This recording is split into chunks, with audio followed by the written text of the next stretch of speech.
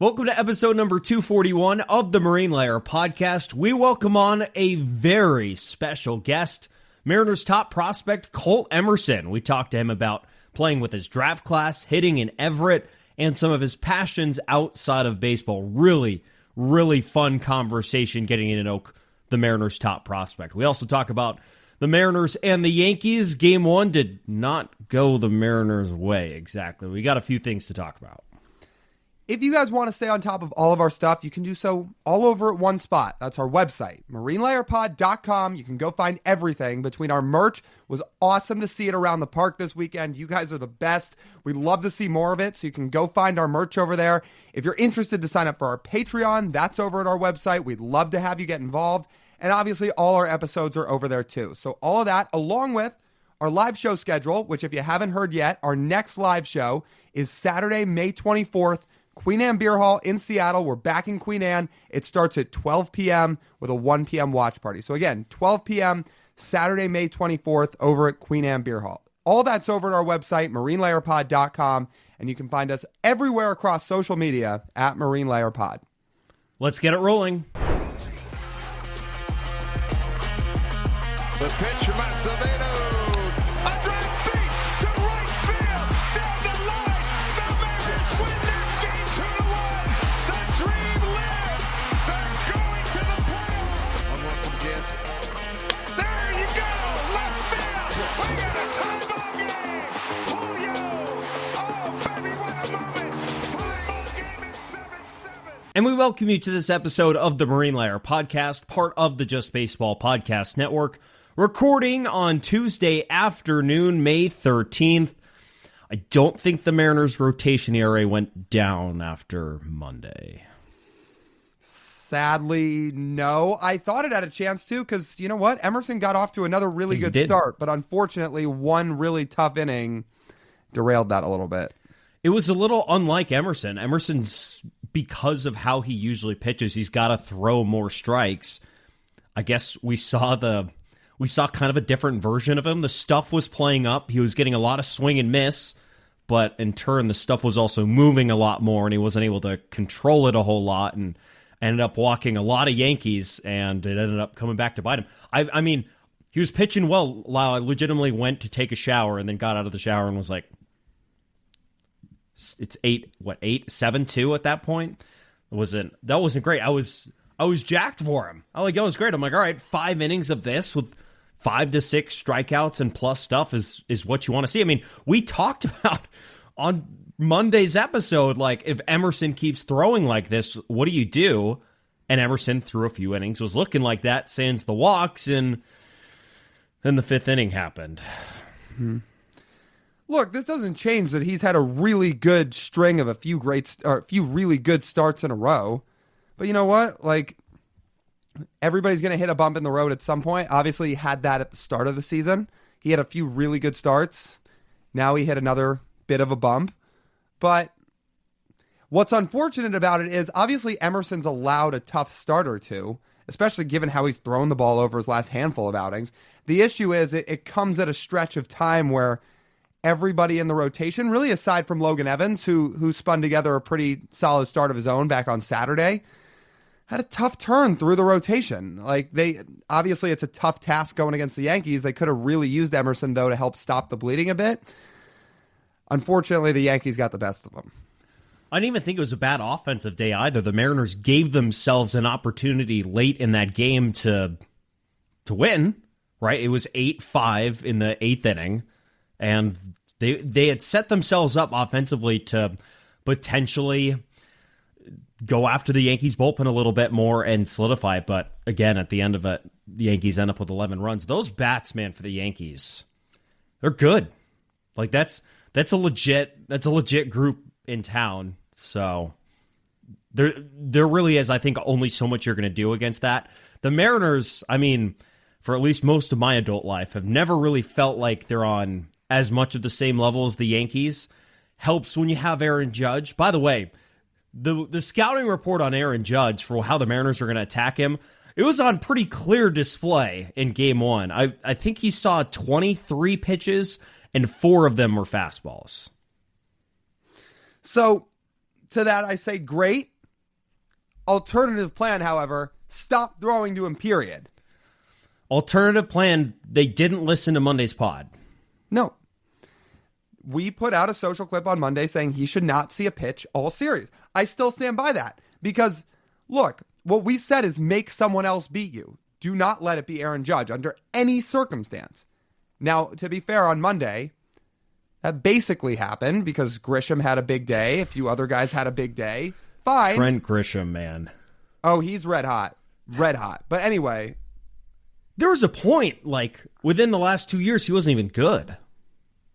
Well, talk about a turnaround. Yeah. Just to paint the picture for people, too, like, watching him pregame on Monday, I mean, he's got, like, a baggy shirt on. I think he was wearing sweatpants. I think he was also wearing tennis shoes. He didn't look like he had shaved. His mustache was all over the place. His hair was sticking out in all these directions. I'm like, look at him, like, who is this dude? I watch him swing. I'm like, oh, it's Trent Grisham. Yeah, he kind of looks like he just rolled out of bed. Hits 2 home runs. Point still being here, though, that was the game plan we carved out. We said, if it were us, make someone else beat you. And to be fair, in game 1, they did. I still, however, would have just not thrown to Aaron Judge because guess what? You know what he did? Reached base every time except for one at bat in which he flew out to the warning track. Like, I thought for a second off the bat it had a chance to go. Well, hopefully that doesn't happen tonight. Mm-hmm. That would significantly raise the Mariners' chances of winning. And the Mariners tonight are going to hope they get a solid performance out of Brian Wu, considering who he's facing on the other side in Max Fried, and also considering if you look at the last turn and change through the Mariners' rotation, it hasn't exactly instilled a whole bunch of confidence in that group. I will say the group last year had bad turns through the rotation. I remember us podcasting through the first 2 weeks of the 2024 season, being like, what's up with this rotation? Aren't they supposed to be good? And then they ended up being historically great, so it was totally fine. Well, the Mariners' rotation, as we talked about on Monday's episode, has not had a great turn in the one game that split the podcasts that we did between Monday and Wednesday. Didn't do much to quell that worry. Now, there are some good things, Lyle, that we learned here this afternoon. Let's roll through one of the good things. Logan Gilbert was up on the mound on Tuesday throwing a bullpen, a real-life bullpen. It was pretty light, but he did throw it, which is a very good positive. I think he got up to, 94 miles an hour? Considering where we were at a couple of weeks ago, I would call that a massive success. George Kirby's got one more start, and he's going to assumedly be back next week. I would imagine that's going to help your rotation a little bit, getting those two guys back. Logan, it'll take a little bit longer, but in the 48 hours between episodes, I would say there's even more positive news to come with the future of this rotation this season, which is fantastic. Yeah, it's great. I mean, a couple of weeks ago with Logan Gilbert, we were talking about the idea that we may not see him again till 2028, which was a terrifying thought. Now, we still have to see how he'll bounce back on Wednesday, how he feels, how he responds. The good news is he feels good. He said after his bullpen on Tuesday that he did feel good, which is a positive. So the key is just that he feels good on Wednesday and on Thursday, and that he bounces back well, which is what happened, which is the opposite of what happened to Robbie Ray, and he didn't bounce back well. But this is a good sign. In fact, I'd say it's a very, very good sign that he's throwing off a mound. He's starting to, I won't say ramp it up, but, he's throwing 93, 94. That's a positive, and he feels good. So, big step. It's better than the light toss he was doing. It's a step. Throwing downhill, digging into the rubber, throwing to a catcher. These are all real steps that pitchers are going to have to take to, get all the way back up. How many pitches did he throw? Probably like 15? Yeah, it probably wasn't a ton, but again, baby steps. It is baby steps. They're going to have to handle this very carefully. Hopefully, though, Brian Wu, Lyle, is able to carry the load for this rotation until the time he gets back. That's what he's done throughout the course of this season, but Mariners are going to need him in a big, big way on Tuesday night based on just how the matchups schedule out and what the Mariners have ahead of them coming up in the next week or so. No doubt. Also, last thing for 20 seconds here, I was not Actually, I won't even say not happy. I was pretty pissed off watching that bunt on Monday. Oh my God. Dude, come on. Like, are you shocked though at this point? Like, it's like it was bad. Like, it was so bad. The process of it was, I thought, really bad. In the end, it didn't really matter that much. No. But just talking through it, like, just talk through the process of like watching last night's game, and the Yankees put up 11 runs by hitting the absolute shit out of the ball. And you're playing for a run? One run. One run. One run is, it's not good. No. We're talking through it at the ballpark a little bit today with a couple of people, and you think about it, like, how does this make sense? How does it make sense to bunt? It literally legitimately feels like it only makes sense if you need the one run to win a game. That one run is the only run you need. And even still, Lyle, there still is a flaw in that process of thinking. But at least you can justify it a little bit more by saying, we just need that guy on second base to get around to score, and we need to advance him as much as possible. Mm-hmm. But when you give up 11 runs to the Yankees, just doing it because you're doing it is... It's not great. And unfortunately, if you were to ask the Mariners why they're doing that, you're not going to get an answer. No. So, look, we don't have answers either. No, and we've talked about, again, what the real positives are of the new management with the Mariners and the somewhat new coaching staff is it does seem like players are very bought into this team, which is really important. It might be the most important thing about the job. But that right there, I don't get it. And like you said, like the answers you get, it's not exactly the same, but in a lot of ways, it almost feels Belichick-like. Like you really get nothing. Now, it's not the same tone. It's not the same grumpy, grouchy, I hate the world Bill Belichick type. But, you know, it's a lot of words without a lot of purpose a lot of the time, I feel like, because there's not a lot of information in there. And even if it goes back to something that we talked with Divish about the first weekend of the season of how they go about deciding these things. So say it's the coaching staff who gives the players the green light to do it if they want. So why is Leote doing it? Right. And you know what? If it's the players that are doing it on their own, then the coaching staff needs to, like, you know, they need to put their foot down a little bit and say, guys, like, we got to pull back on this, like, a lot. Like, hey, there's a situation where that thought process is right. Not when we're looking up at the scoreboard and the other team we're chasing, at that point, I believe, 8 runs. No, this bunt was in the second inning. Sorry. But that's the point, right? You're playing for a run against a team that eventually had 11 runs. Yeah, it's one of the best offenses in baseball. Yeah. So they do the same thing here tonight on Tuesday. It's just sitting here and thinking, it's like, man, like Aaron Judge is swinging to hit the ball over the fence every time. And I know Leote's not the biggest power hitter in the world and the world's best offensive player. There's a reason the Rangers don't have him anymore. It still just doesn't really feel right. And again, not even punting for a base hit. No. It's totally different. Yeah. All right, well, that ended up being more than 20 seconds. Well, usually it hits a certain chord. So, bunting on this podcast, yeah. Play the clip, Lyle. I hate bunting, dude. I do hate bunting. It like what is people's like, and then like when teams bunt and it does quote unquote work. Again, we never sign up for it in a million years. God, like, what is people's infatuation with going back to play baseball like it's the 40s and the 50s? Like, it's not fun. It's not a watchable product. Like, these are big league baseball players. I don't want to see them, like, drop their bat out in front of the plate and push one forward 2 feet. I think the best part of the conversation we had today at the ballpark was, it's like, okay, so if you're infatuated by bunting and you're talking about the small ball aspect of all of this stuff, it's like, so how have the Mariners scored a majority of their runs this season? The reason they've scored so much and they've been ahead in these games and won, walking and hitting home runs. Mm-hmm. Not the bunts. Not the squibbers on the infield.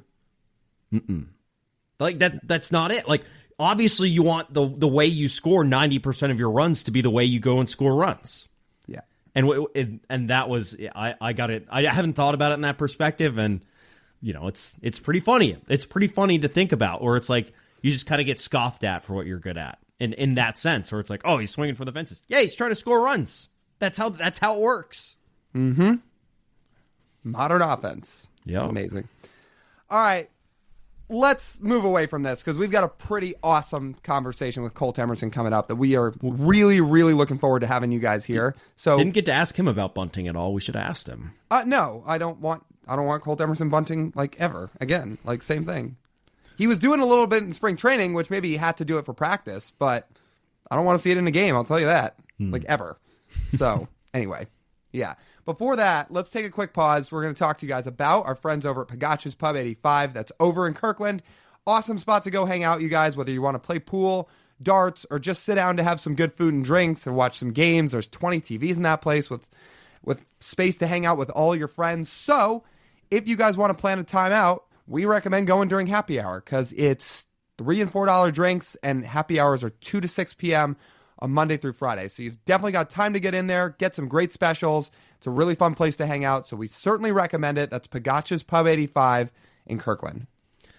We got to dive into more of the non-baseball stuff with Colt Emerson, more than I thought I expected. We got more personality from this dude in this interview than I was pleasantly surprised, Lyle, in what Colt, I guess, was willing to share. He was about as laid back as I had, experienced with I'd say a prospect of his caliber. Is that a good way to put it? Because I feel like when you see Colt Emerson, I mean, he is so businesslike in so many of the ways he does things and the way he was scouted and the performance he's had on the field. But the conversation, it just felt like, it almost felt like you were talking to a different dude. It was great. And again, like it's another reason that we like to often get away from some of the baseball stuff in these interviews because, look, like it's interesting and we certainly talk about some baseball stuff, but the two of us at the very least, and we know a lot of listeners and fans out there feel the same way, that like they're interested to get to know the people a bit too. And clearly we must have teed Colt up for some things that he's passionate about because it certainly got him talking. So yes, to your point, Colt is extremely mature for his age. He's incredibly driven. He's obviously an incredible talent, hardworking. But it was cool that in addition to that, we got to see a little bit more of who he is and just kind of tee him up to talk about some of his passions, which was fun. We won't keep you guys any longer. Let's get you to the interview with Colt Emerson. All right, we got Mariners' top prospect, Colt Emerson, on with us. Colt, thanks for being here in person. This is great.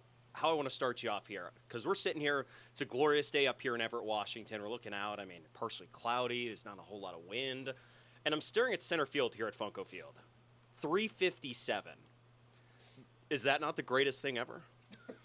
Being a lefty, if I get it to the pull side, it's going to be gone no matter what. So the more you think about the 357, the more you think about the 330. I'd say for me, the worse I do. Yeah. Because you know how short it is, and all you got to do is get it up in the air. So it just kind of doesn't play into the way I play. So I try to think about it as much as possible. Because you want to hit line drives, but if you hit a line drive, it's not a home run. In fact, it might be a single. It's very possible single, or you're thrown out at second base, depending on who you are. Yeah. That's for sure. So, that's got to teach you a lot. I'm hustling out of the box no matter what. Because no matter what. I have to make it to second base. No matter what, and especially with this turf, too. Even like last night, I chopped one directly into the dirt, and, it chopped up, and the second bounce got to second base. So anything can really be a single here, which is, I guess, the good and kind of a curse of Funko Field. But, we love playing here. It's a great spot. What's been the worst bounce you've had so far? Not so much me, but I've seen some, like, I hit a triple one day against Hillsborough. The first we were here, and it bounced right by home plate and went over the first baseman's head. It did. And then I think it was last night. that there was one to third base. Ike was playing in and bounced right in front of home plate over his head. It's like it's great for a hitter, but but when you're in on defense and you don't want that run to score, it's like we can't have that happening. Yeah, it's kind of like a don't get used to it sort of thing, because it's here in Everett, and it's like that in Everett, but it won't be like that in every ballpark you play in, to say the least, as you either go to other places around the league or you move up, etc. Like, I don't even know, where else does that happen? Toronto, I saw Rowdy Tellez do it. Yeah, he did it, right? Yeah. Yeah, it's grass, but the Sacramento ballpark looks really bouncy. Yeah. The PCL, which I'm sure you'll play in eventually, you realize, like, fields are fast, ball, I mean, it's like a rock. I can't believe here in Tacoma is only, 60 miles from each other? I mean, I feel like it plays totally different in the two different ballparks. That's what I've heard. So even despite the fact you get 357 and 330 out there, it's crazy. So how has High A been? What's the experience like for you? I spent the last 5 weeks here last year, and then coming into this season just gave me a lot of confidence. It wasn't like, all right, new level, new things, trying to figure everything out. I could just come in, be comfortable, and just kind of play my game. Especially early season, you got a lot of ups and downs, and really we're just out here trying to compete. We're trying to win. So coming into the season, that was my main focus, was just be a competitor more than anything. At the end of the day, I mean, the guy's going to throw it over the plate, and you just got to put the little wood bat on the ball. So at the end of the day, I make it sound easy, but that's really what's just going through my head. So you're talking about focus in season. I am curious in the off season, because I know you've talked about in a couple interviews, one thing you wanted to focus on was your speed and getting a little bit faster. Why, after the end of last season, did you kind of step back and say, this is important to me, this is something I want to really improve on? Well, I mean, speed doesn't slump, You look at Chandler Simpson, which, I mean, sure. I'm not the same. I'm not even close to the same guy. But you build your speed up, and you can never be too fast. I mean, you never know, like, when you could use that.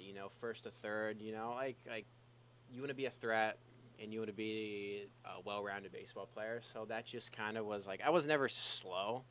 But, you always want to get stronger. You always want to get faster. So just really just fine-tuning everything. I still got a lot of time, and just fine-tuning everything is just my goal every year. What does your peak speed profile look like?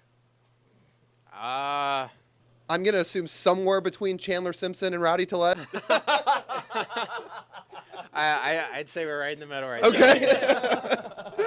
Fair. Yeah. How do you compare to peak Johnny? Oh my gosh, Johnny! It's not even a comparison with me and Johnny. Johnny's fast. Yeah.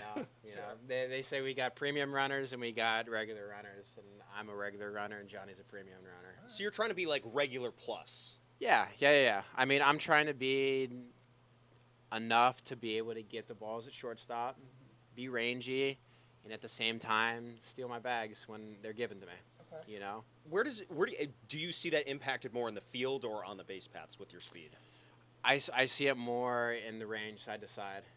I mean, you hardly ever run in a straight line on a baseball field. So having that range at shortstop and being the guy where whoever's pitching knows that when a ball is hit over to shortstop or over on the left side of the infield, that they know it's going to be caught, and they know that they have a person over there that they can trust every single day. So is it things like ladders you'd work on in terms of side-to-side agility and stuff like that? Yeah, ladders, it comes down to the weight room, too, like being explosive. Sprints really was the big one. And just really training it, because I never really, this sounds bad, but I never really put a really emphasis on, like, really, really training how to run, even, like, form and stuff. And, like, the last 2 off seasons, ever since I got into pro baseball, it's like, now you have time to do that. Sure. And now, like, this is something, if you want to be a well-rounded baseball player, like, this is what you have to do. Yeah. Okay, so mentioning well-rounded, I'm curious, because you talked about the speed, and you've also talked about in the past just strength and putting on positive weight and just getting stronger as years go on. And I heard you talk about, this was in another interview, just how much you have to pay attention to your diet and how kind of regimented you have to be with it. I'm curious, as somebody who's trying to put on positive weight as a baseball player, like, day through night, what does a diet look like when you're trying to put on weight? So for me, I'm a very, very plain Jane. I can really get into. I don't get sick of food easily. So probably every morning actually, I'll start with this: a gallon of water a day. It's a must. I've been doing it for the last probably 8 months. You got the big gallon bottle. I do. It's always on me, right here. Oh, there you go. Right there. I'll show the camera. Let's do it. Nice. This is a half a gallon. So 2 of those a day. 2 of those a day. So I'll finish this one before the game, and then I'll finish the other half before I go to sleep. Sure. And then one, I got to make sure you got to have an electrolyte packet in it. It keeps it in your body. Sure. So I start off with the water, and then it gets to. So every morning I have a double wrapped sausage, egg, and cheese burrito. Okay. Every morning, 3 eggs. I don't know how much sausage, but a good bit of ground sausage, and then just cheese. Keep it plain. And then I got this nice little habanero hot sauce that goes with it. It's amazing. Nice. Every morning for probably since I was in Modesto, and Okay. even my girlfriend would tell you in the off season, like it's literally like. It's like, don't you ever want something else? And you say no. No. And you better not touch my tortillas because if they're gone, I'm gonna be mad. You know? Why are we double wrapping? More calories. It's better. That is true, but wouldn't you say I'd want to sub some more sausage in there instead of extra carbs, right? For me, the proportion has to be. It's got to be the most perfect looking burrito. Okay. I'm perfectionist when it comes to making food. So the double wrap burrito, you know how the tortillas get, they'll rip, and then it kind of just ruins the whole thing. You can't be messy for me. So the double wrap really gives it that perfect shape. And I was actually talking. My roommate's Josh Karen. So he was like, "Man, you really perfected the burrito." I was like, "Yes, you have to. Like, it's got to be perfect." And I even put it back on the skillet, and I toast the outside of it so it's perfectly crisp. Oh, it's money. So I kind of got off on a tangent there. But keep going. so going back to the food, so lunch. I wouldn't even call it a superstition, but like I'll eat the meals here that they give, but I'm a Chipotle bowl every home game, and it's the same Chipotle bowl. And I might get flamed for this, but I like it. I'll go carnitas, rice, and queso only. So That's just kind of the bro diet right there. No vegetables, nothing. no, I get my vegetables in at night, but before the game I need carbs and I need a little bit of protein just to keep me rolling throughout the game, just on a probably 75% full stomach. And no bulk. Like the veggies is the bulk, right? Yeah, That's what no. you kind of want to like avoid the slog of of running out there with a full stomach. You don't want to be too full, but you don't want to be hungry at the same time. And then nighttime, I'll kind of line up my meals where it's either like last night, like I won't really eat here. I enjoy cooking.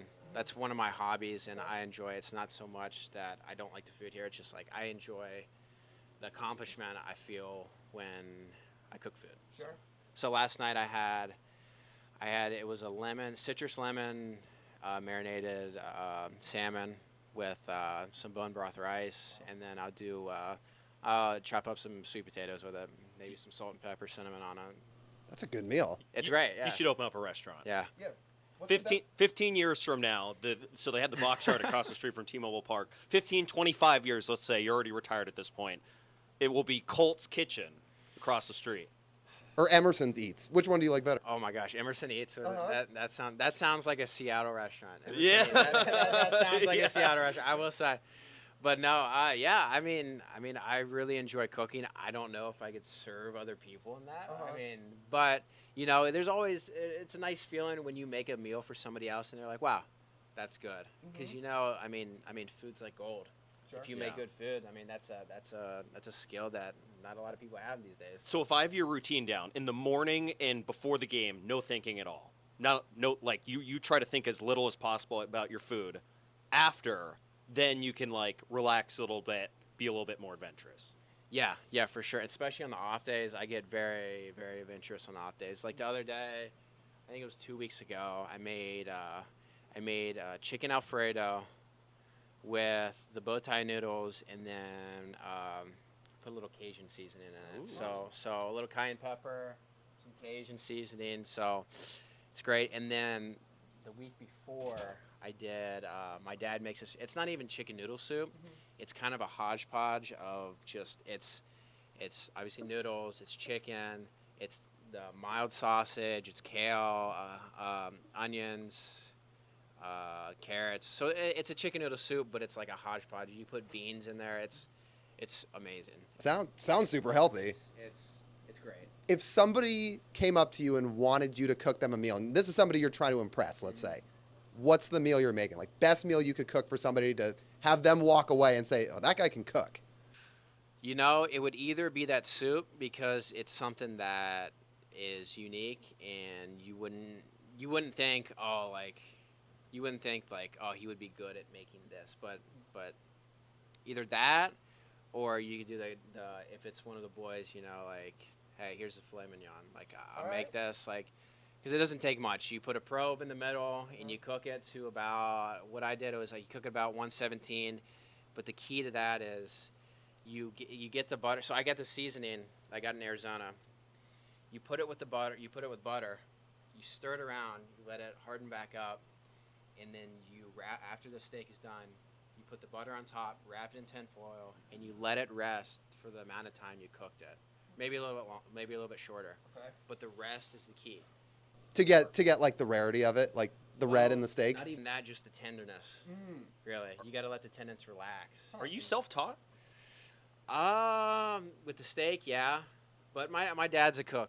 Okay. I mean, he's not a cook, but he cooks a lot, and you know, I think I just got that gene from him. Okay. And it's just kind of one of those things where it's like, I mean, if you got a person in your life that can cook, like, that's somebody you want around. Yeah, You know what I mean? You're making yourself wanted. Yeah. Go to the Mariners and be like, look, guys, the chef doesn't show up. Like, Yeah, I don't know if I'm I'm making your food for guy. the team, but Okay, last food thing before we move back to some baseball. We got told back, at least in high school, it sounds like you've kind of upgraded because you're telling us about Chipotle and how you eat Chipotle a lot. Yeah. Back in high school, we got told you would eat like the plainest Subway sandwich of all time almost every day. Is that true? I told you that. Oh, we can't reveal our sources, Colt. Gosh, Subway sandwich. The plain is, I wouldn't say plain. I mean, normally, so I'll tell you, before high school football games, I would get Subway because, like, in our town, it's either, there's two places. It's two pizza spots and then Subway. So now they have sheets, but when I was in high school, there was just those, it was basically those spots. There was like one other restaurant, but you can't really get a restaurant for a Friday night football game. Sure. So I'd get a Subway sub, and it would just be a meatball sub, just meatball and then mozzarella. But then sometimes I'd switch it up, and I'd get steak and some pepper jack. But it is plain. It would just be steak and pepper jack. Actually, that sounds way more elaborate than what we got told. We got told it was like turkey, cheddar, maybe cheddar and mayo, and that was it. Oh, no, I don't mess with mayo. Okay. That's one of those things, like a banana and mayo are the two things I will not eat. What would you rub your face with a banana like Ashton on social media?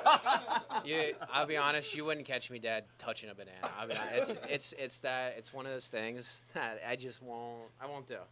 I won't do. It's no. so back to baseball, Colt. Yeah. Besides the speed this year, what are those benchmarks you set for yourself?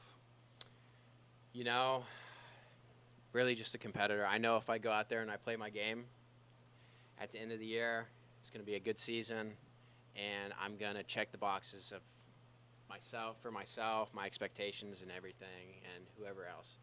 You know, I know if I go out there and have the year that I know I'm going to have, it's good enough, and I'm going to be happy with it, and there's going to be no regrets because, you know, Vinny here talks a lot about be a pro. The Mariners talk about being a pro, especially when you're young. Like, I come every single day with the right intent, with the right work ethic, and, you know, every single day they say 1% better. I come and get 1% better every single day, and I have the intent. The intent for me is the biggest thing. It's like coming in like, I need to have intent to get better today. And, you know, such a long season, you know, after 132 games or whatever it is, you get a lot better at baseball if you have that right intent. But if you don't have that, it's kind of like you're just coasting by and you're not really getting much better. I mean, I'll tell you, man, the way you talk and just seeing the way you carry yourself, for being 19, like, you're pretty mature. And I don't know how often you get told that, but it feels like you're almost like an old soul in a young body. Do you ever get told that? Yeah, you know, I don't know. I mean, you kind of get thrown. I kind of get thrown into, all right, you get drafted at 17, like, all right, you want to be a pro, right? You want to be a big leaguer as fast as possible. It's like, why spend time just being a 17-year-old? It's like, all right, look at the pros, look at the guys in the show. What are they doing? How are they acting? And you try to mirror it as much as you can, and you try to put your own spin on it. But at the end of the day, I want to be a big leaguer, and I want to act like a big leaguer. I want to do stuff that big leaguers do. Yeah. I mean, and it's a credit to you because not everybody can do that. Everybody has their own way of going about it, but especially at 17 years old, not everybody can be as focused and have that same mindset and actually go out and perform with it too, just because everybody's wired a little bit different. So I think it's impressive. Yeah, I appreciate that. And I'll say, just think about what you have to give up. Like, there are a lot of people who get to go out and, like, live college life. Yeah. And it's really fun. Like, we went to college. It was fun, wasn't it? Yeah, ASU was all right. Yeah, it was pretty fun. So you have to be one.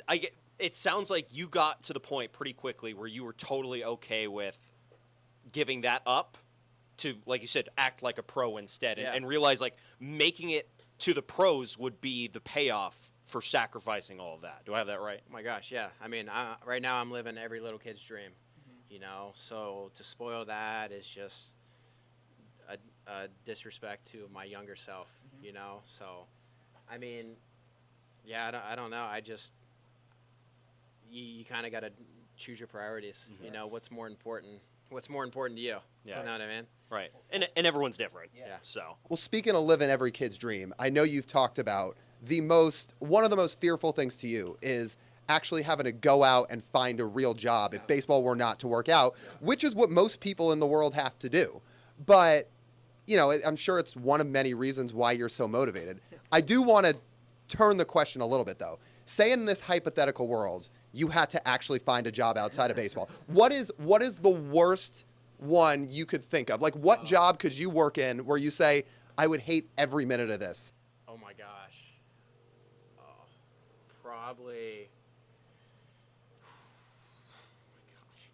That's a tough question because you could literally say any job and I'd be like, probably like a coal miner or something. Okay. Right? Like, I would hate that too, to be just fair.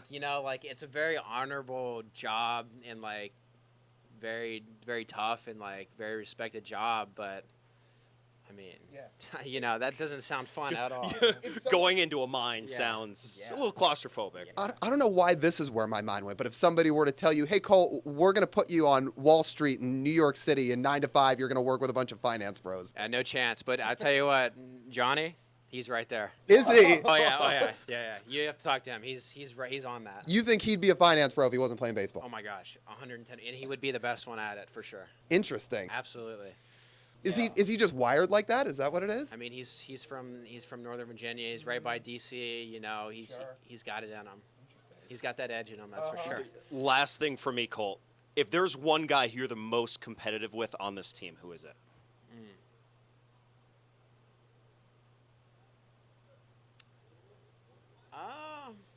Competitive.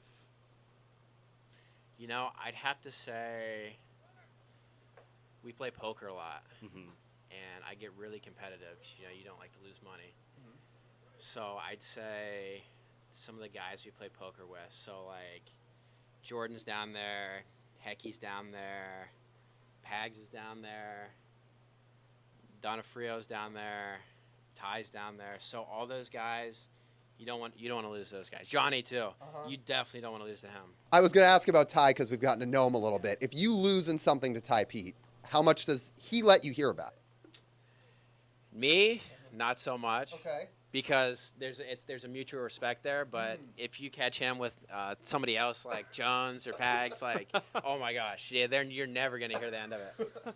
But you don't. That's those guys. You just don't want to lose to, especially in that way, because Ty's got a lucky little horseshoe on him, especially in poker. That's for sure. Last one I got for you. I know you talked about what a cool experience big league spring training was and how you tried to not take it too differently than any other day, but I am curious. The home run you hit at Sloan Park, off a real arm, by the way, in Kate Horton, was there a little part of you, that, in spite of what your mindset usually is, that was like, all right, that was pretty sick? That was one of the hardest balls and the farthest balls I've ever hit. And like in the show where they say perfect, and like this game's so hard, and to get one like that, especially they said it was the highest attendance rate of any spring training game ever. I had people there from my hometown there watching.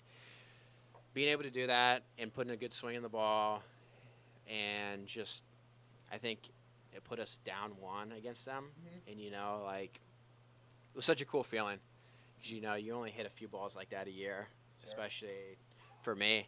Like it was just cool to be on time and put a good swing on a ball,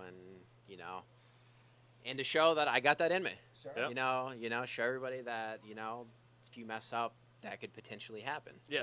Oh, you got power. I think people know that, but you put it on full display. Yeah, absolutely. So it was just thank you God for that, and yeah. Colt, this has been awesome, man. We can't wait to watch you keep crushing it throughout the season. And, we're looking forward to seeing you jump up these rankings and up the system, too. You're a blast to watch. Thanks for taking some time for us. Yeah, thank you guys for having me.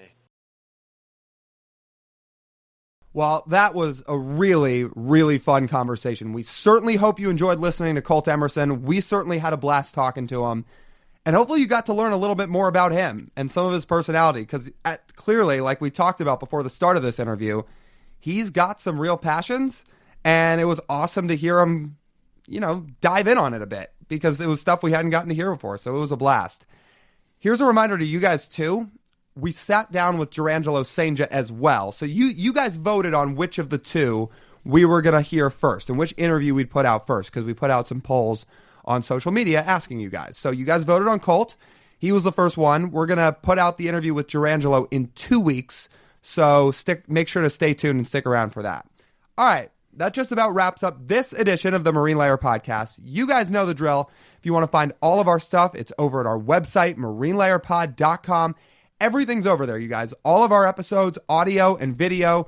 If you want to like and rate and review and subscribe, you can do that all over at our website as well. We'd really, really appreciate it if you did.